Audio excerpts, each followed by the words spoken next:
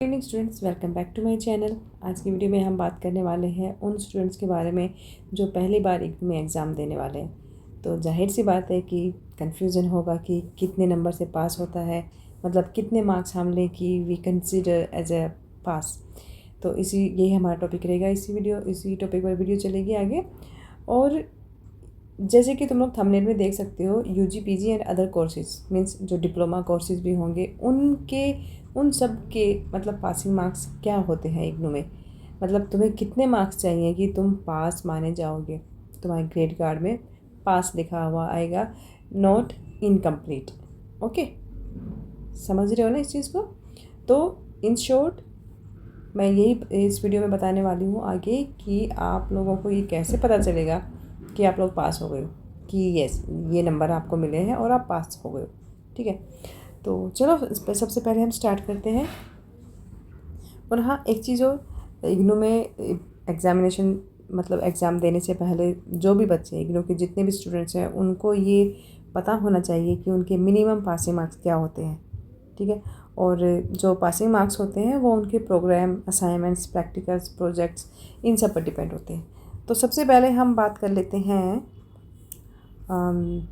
UG के बारे में। यूजी मीन्स जो अंडर ग्रेजुएट कोर्सेज हैं उनके बारे में।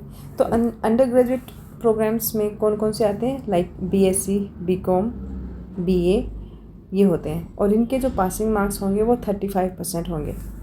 ठीक है, 35% मार्क्स जो है वो आपको लेने होंगे। हो गया, और तुम्हारा बीसीए हो गया। ठीक है, इनके लिए जो पासिंग मार्क्स होंगे ना वो आपको लाने पड़ेंगे 40%। ठीक है, 40% इन कोर्सेज़ के लिए हो जाएगा। दूसरा, हम कोर्सेज़ की अगर बात कर लें तो जो पीजी क्लासेस होती हैं, जो पोस्ट ग्रेजुएशन वाले बच्चे हैं, उनको कितने मार्क्स लाने होंगे कि वो पास माने जाएंगे। ठीक है, तो पोस्ट ग्रेजुएट प्रोग्राम्स में जो इग्नू के स्टूडेंट्स हैं ना उनको लाने होंगे 40% मार्क्स। गॉट इट, 40% मार्क्स चाहिए टू पास एनी सब्जेक्ट। कहने का मतलब ये है कि आपको 100 में से आपको 40 मार्क्स चाहिए तो आप पास माने जाओगे। अगर इससे कम लेके आओगे, आप 39 भी लेके आओगे तो फेल माने जाओगे। ठीक है, तो 100 में से आपको 40 नंबर लाने हैं। ये हो गया पीजी के बारे में। अभी थोड़ा सा हम बात कर लेते हैं डिप्लोमा। जो इग्नू में जो डिप्लोमा कोर्सेज होते हैं उनके लिए उन स्टूडेंट्स को कितने मार्क्स लेने हैं या कितने नंबरों से वो लोग पास हो जाएंगे। तो इग्नू जो है वो वेरियस मीन्स जो डिप्लोमा कोर्सेज है it offers to eligible students. So जितने भी कोर्सेज हो गए ना तुम्हारे डिप्लोमा कोर्सेज जितने भी हो जाते हैं उनके लिए भी पासिंग मार्क्स जो हैं वो इग्नू ने डिसाइड किया हुआ 40%। ठीक है, अभी हमने बात कर ली यूजी की, करी हमने बात, हमने पीजी की बात कर ली, और हमने थोड़ा सा डिस्कस कर लिया डिप्लोमा कोर्सेज के बारे में।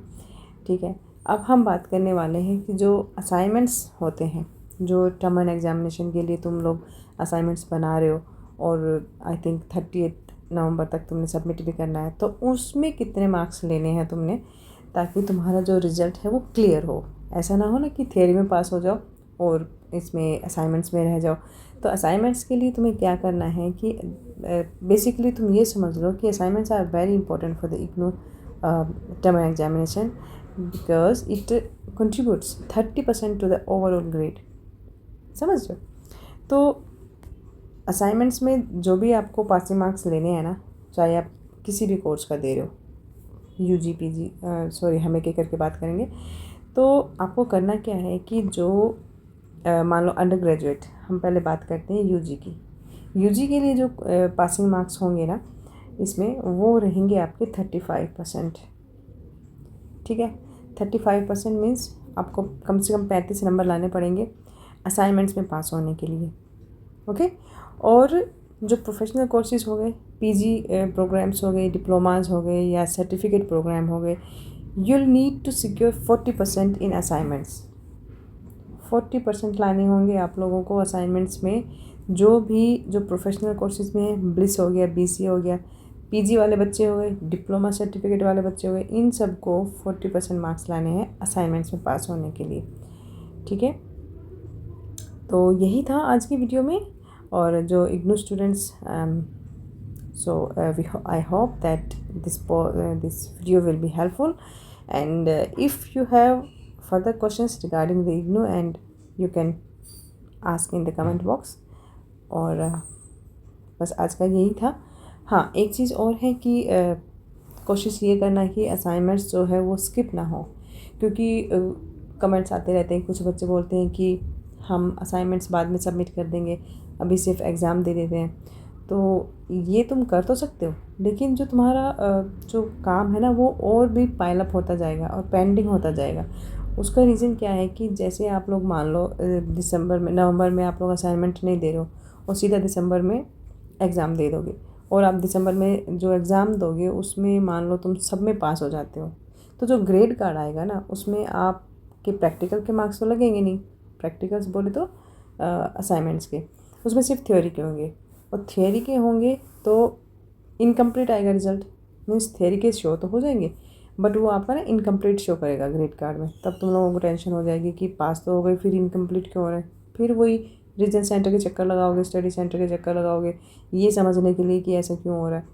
तो और फिर दूसरा क्या होगा कि अभी दिसंबर में पेपर हो रहा है, फिर जब नेक्स्ट सेशन में पेपर होंगे तो तुम्हें नेक्स्ट सेशन के भी असाइनमेंट बना के देने पड़ेंगे, और अभी जो नवंबर वाले जो तुम लोग नहीं बनाओगे वो भी बना के देने पड़ेंगे। तो ये काम थोड़ा सा ना ज़्यादा हो जाएगा, इसलिए बेटर है कुछ भी बना के दो, थोड़ा लिख दो जितना भी लिखना है, बट बना के दे दो, ठीक है। अभी भी टाइम है, काफ़ी दिन बचे हुए हैं, तो अच्छे से असाइनमेंट बना के दे दो। और आई होप कि समझ में आ गया होगा। बाकी अगर फिर भी कुछ क्वेरीज रह जाती हैं तो कमेंट सेक्शन में पूछ लेना, ठीक है। चलो, बेस्ट ऑफ लक, मिलते हैं नेक्स्ट वीडियो में। बाय।